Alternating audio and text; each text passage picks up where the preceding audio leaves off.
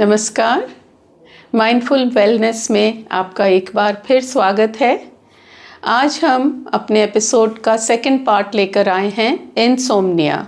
पिछले एपिसोड में हमने स्लीप एपनिया के बारे में बात करी थी और आज हम करेंगे इनसोम्निया, क्योंकि बहुत से दर्शकों का ये प्रश्न आया था कि उनको थोड़ा कन्फ्यूजन है कि क्या ये दोनों सेम हैं या अलग हैं, और क्या इनको क्योर करने के लिए जो आसन और प्राणायाम किए जाते हैं या क्या नेचुरोपैथी में भी कुछ ऐसी सॉल्यूशन है जो हम कर सकते हैं। तो उसके बारे में हम आज बात करेंगे। हमारे साथ स्टूडियो में मौजूद हैं योगा गुरु डॉक्टर मोहन कार्की जी। वेलकम डॉक्टर साहब। धन्यवाद। तो डॉक्टर साहब ये बताइए कि इनसोम्निया के कारण क्या हैं और क्या ये स्लीप एपनिया के कारणों से कुछ अलग भी हैं? बिल्कुल, ये अलग अलग बीमारी है, अलग अलग कारण है जी। इंसोम्निया के कारण अगर देखें तो सबसे बड़ा कारण है स्ट्रेस। जी। स्ट्रेस के कारण से brain cells switch up mode में जाते ही नहीं है, इसीलिए जब वो सोने का प्रयास भी करें तो ब्रेन सेल्स लगातार एक्टिव हो रखें तो कहते हैं ना, बॉडी को तो हम लेटा देते हैं लेकिन ब्रेन को हम स्लीपिंग मोड में नहीं ला पाते, तो नींद कैसे आएगी? तो इसमें सबसे बड़ा कारण तो स्ट्रेस है। जी। और दूसरे कारण ढूंढते हैं तो उसमें बॉडी क्लॉक डिसऑर्गेनाइज हो जाता है। कभी किस समय सो रहे हैं, कभी किस समय सो रहे हैं। कई बार लोगों का होता है ना, कभी दिन में खाना खा लिया फिर सो गए, कभी फिर शाम को सो गए, ऐसे कभी भी सो जाते हैं और कभी भी खाना खाते हैं। भोजन का और तो सोने का दोनों बॉडी का क्लॉक साइकिल सेट नहीं होता है तो पजल्ड हो जाता है, तो बॉडी प्रिपेयर ही नहीं होती है सोने के लिए। तो इस प्रकार से भी नींद का साइकिल डिस्टर्ब हो जाता है। तो जिस समय टाइम मिला उस समय नींद नहीं आ रही है, तो इस प्रकार का एक प्रॉब्लम भी होता है। और तीसरा कारण होता है डाइट का। डाइट अगर अनहेल्दी कोई लेते हैं, उसमें कई प्रकार के केमिकल्स के प्रयोग वाले जो डाइट्स होते हैं, या बहुत गरिष्ठ टाइप के भोजन, उसको पचाते समय एसिड का सिक्रेशन बहुत ज़्यादा हो रखा है तो वो एसिडिटी और जलन पैदा कर देता है और सहजता आने नहीं देता है, नींद नहीं आती फिर उसमें। और कई बार लोग जो पानी बहुत कम पीते हैं तो डिटॉक्सिफिकेशन नहीं हो रहा है, शरीर के अंदर ही असहजता हो रहा होता है, ऐसे में भी नींद नहीं आती है। तो ये मल्टीपल कारण है, उसमें से सबसे बड़ा कारण स्ट्रेस है और स्ट्रेस को कम करना बहुत ज़रूरी है। स्ट्रेस को कम करने के लिए हमें ऐसे तो बहुत सारे टेक्निक हो सकते हैं, और जिस पर्टिकुलर कारण से स्ट्रेस पैदा हो रखा है उसका स्पेसिफिक पहले अगर पता लग जाए तो स्पेसिफिक समाधान भी हो सकता है उसको रिवर्स करने का। लेकिन सामान्य रूप से अगर स्ट्रेस को रिवर्स करना हो तो हम योग में ब्रीथ रिटेंशन टेक्निक्स, जिसको हम प्राणायाम कहते हैं, अभ्यास करते हैं। उसमें नाड़ी शोधन प्राणायाम बहुत हेल्प कर सकता है। ओम चैंटिंग अगर सोने से पहले 5-10 मिनट ओम चैंटिंग कर लें सहज होकर के, आंखें बंद करके, नींद आने का संभावना बहुत ज़्यादा है। या भ्रामरी प्राणायाम उससे भी ज़्यादा रिलैक्सेशन पैदा करता है। कई बार ओम चैंटिंग में तो लोग बहुत लंबा खींचने का प्रयास करते हैं तो उल्टा प्रेशर में आ जाते हैं।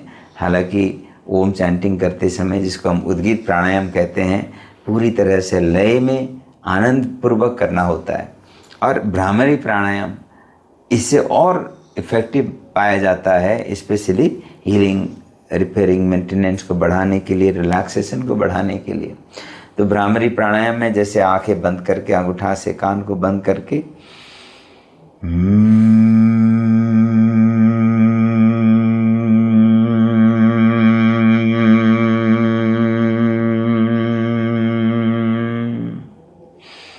इस प्रकार से कम 5 से 10 बार भ्रामरी प्राणायाम कर लें। नाड़ी शोधन जैसे राइट नॉस्ट्रिल को बंद करा, लेफ्ट से श्वास को खाली करेंगे और यहाँ रोकेंगे और लेफ्ट से ही भरें, फिर रोक कर रखेंगे,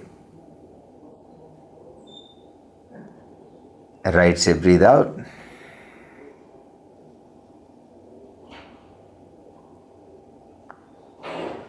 और इस तरह से श्वास को रोकते हुए अभ्यास करेंगे। जब श्वास को रोकते हुए अभ्यास करते हैं ना, तो योग में एक श्लोक है हठपर दीपिका में, चले वाते चलम चित्तम निश्चले निश्चलम भवेत योगी स्थान तमापनोति ततो वायो निरोधयत। तो अगर हम मन को शांत करना चाहते हैं तो प्राण को कंट्रोल करने वाला टेक्निक से बेहतर और इफेक्टिव टेक्निक दुनिया में और कुछ नहीं हो सकता। और जो जिनको स्ट्रेस हो रहा होता है उनका मन चंचल हो रहा होता है, रेस्टलेस हो रहा होता है, क्योटिक हो रखा होता है, ओवर थिंकिंग आ रखा होता है, उसको कंट्रोल करने के लिए श्वास को कंट्रोल करेंगे। जब श्वास कंट्रोल करेंगे तो ये तो सबसे बड़ा थ्रेट है लाइफ के लिए। अगर ये श्वास रुक गया तो ऑक्सीजन सप्लाई रुक जाए तो लाइफ के लिए सबसे बड़ा थ्रेट बन जाता है। तो इसीलिए हमारा माइंड अन्य जो थ्रेटफुल परसेप्शन में वो उलझ रहा था वो उनसे हट करके श्वास के साथ जुड़ जाएगा। जब श्वास के साथ जुड़ेगा तो थोड़ी देर में श्वास को अनुभव करने लगेगा। अंदर आते हुए श्वास के साथ ऑक्सीजन के प्रवाह से कंफर्ट आएगा, बाहर जाते हुए श्वास के साथ डिटॉक्स के कारण से कंफर्ट आएगा जी। तो दोनों में उसको अच्छा लगने लगेगा।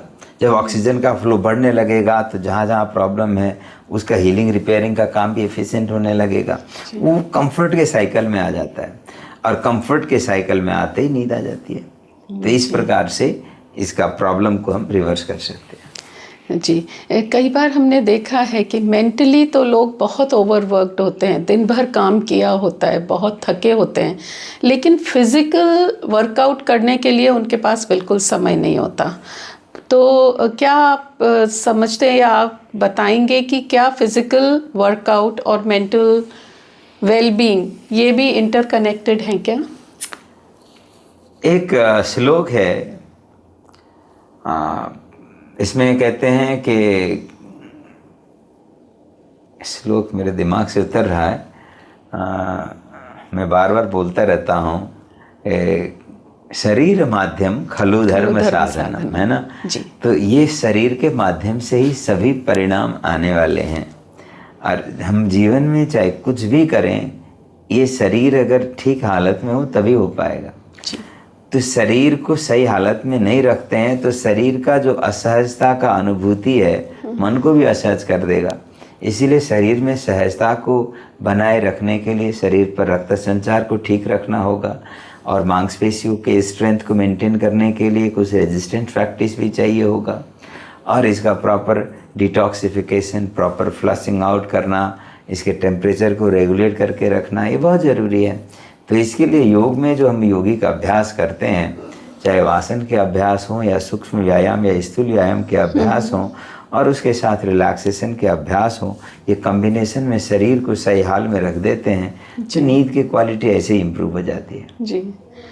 और कुछ नेचुरोपैथी में भी कुछ आप बताएंगे कि अच्छी नींद आए, इसलिए मतलब कुछ कर सकते हैं क्या? नेचुरोपैथी में बहुत सारे ट्रीटमेंट हो सकते हैं, लेकिन एक सबसे आसान और बहुत इफ़ेक्टिव ट्रीटमेंट है कि जैसे होता है ना, कहते हैं पेट गरम पैर नरम, पैर गरम पेट नरम और सिर ठंडा, है ना। पैर गरम पेट नरम और सिर ठंडा। तो ये प्रिंसिपल हमें अप्लाई करना होता है।